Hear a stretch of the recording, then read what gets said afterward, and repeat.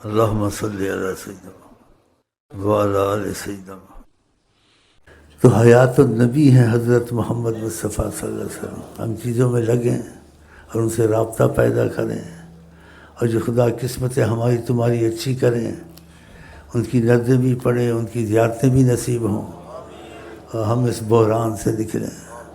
اور جہاں ان کی نظر رحمت کی پڑتی ہے سب چیزیں ٹھیک ہو جاتی ہیں، رزق ٹھیک ہو جاتا ہے، بیماریوں میں کمی ہو جاتی ہے، اور بہت سے معاملے اچھے ہو جاتے ہیں، کیونکہ خدا نے آپ کو رحمت للعالمین بنایا ہے۔ تو ان چیزوں کو نہ چھوڑیں، وظیفوں کو، کیونکہ وظیفے کون لایا ہے؟ میں آپ لائے نہیں، قرآن آقا جی لائے ہیں، لا الہ الا اللہ آقا جی لائے ہیں، درود شریف آقا جی لائے ہیں، استغفر اللہ آقا جی لائے ہیں۔ تو جو چیز آقا جی لائیں اور بتائیں اس کو بہت بڑی نعمت سمجھنا چاہیے یا معمولی چیز دیکھنا چاہیے؟